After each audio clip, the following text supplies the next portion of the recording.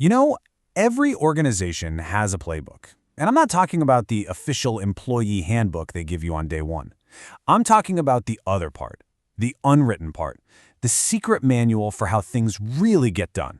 It's all about power and influence. And today, we're going to crack it wide open.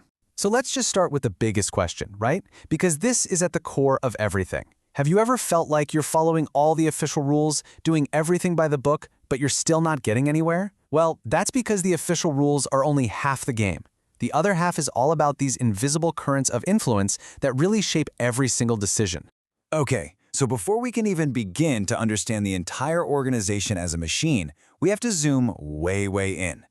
We've got to start at the smallest, most fundamental level there is, the simple interaction between two people, because that is where influence is born. It's the foundation for literally everything else. What's so amazing about these is that they aren't some complex corporate strategies you learn in a business school. Nope, they're fundamental psychological triggers. You can see the Vietnamese terms right there, which just proves how universal these ideas are. Simple things, right? Like mirroring someone's body language to build rapport, or using social proof, pointing out that other people are already on board to make your idea seem like the safe bet. These are the basic tools you use every day whether you realize it or not. Let's break one of these down. It's called the flagship or an attraction anchor. This is a classic. Imagine you're pitching a budget for a project. You don't start with a number you actually need. You start with the most ambitious, high-cost version first. Now, even if they immediately say no, that huge number is now stuck in their head. It's the anchor. So when you follow up with your second, more reasonable proposal, it suddenly looks like an amazing bargain. You've just framed the entire conversation from your very first move. And this is a perfect example of a subtle but incredibly powerful shift. See, a novice asks a yes or no question, like, hey, will you help with this? That gives the other person a really easy way out. No. But a master of influence, they never ask if. They ask how or which. They'll say, so for this project, would you rather handle the research or do you want to take the presentation? See what just happened?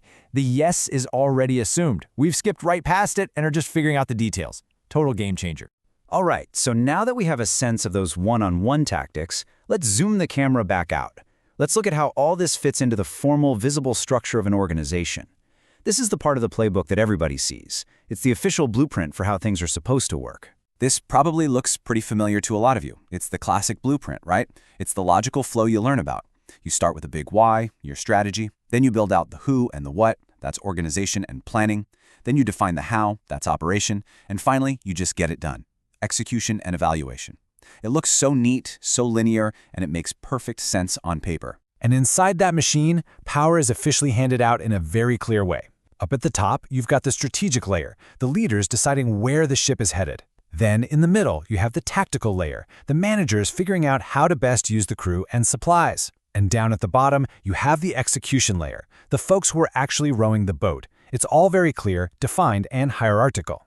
So, to make sure this whole machine is running the way it should, you've got a dashboard. Your KPIs, they're like the speedometer, telling you if you're hitting your targets. Your KRIs are the warning lights, the check engine light for things like high turnover. And the CSI, well, that's the fuel gauge for morale. Is the crew happy?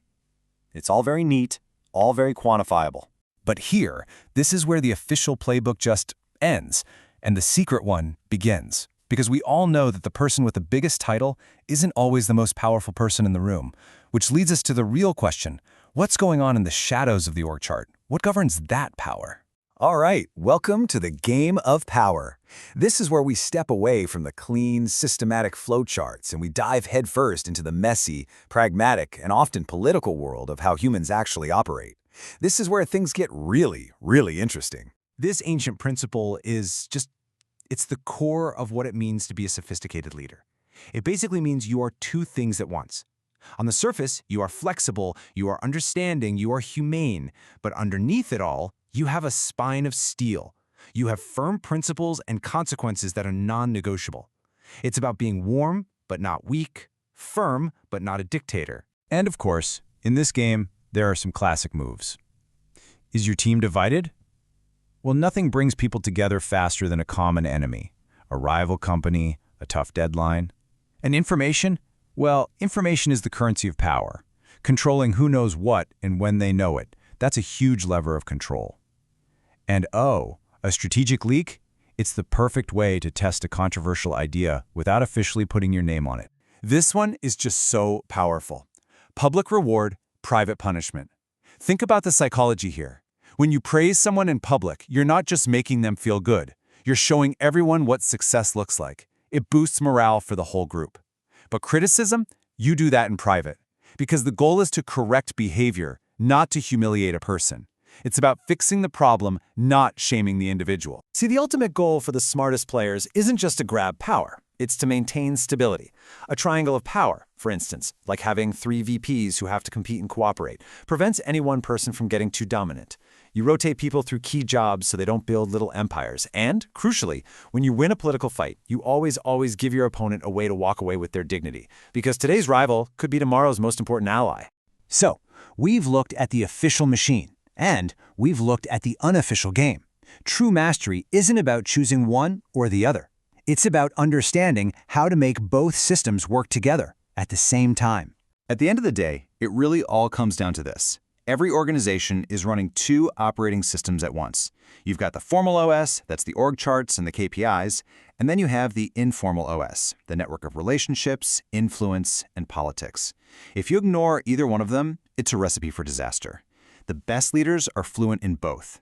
They can speak the language of metrics, and they can speak the language of people. And this really brings us to the most important rule of all. It's a universal truth.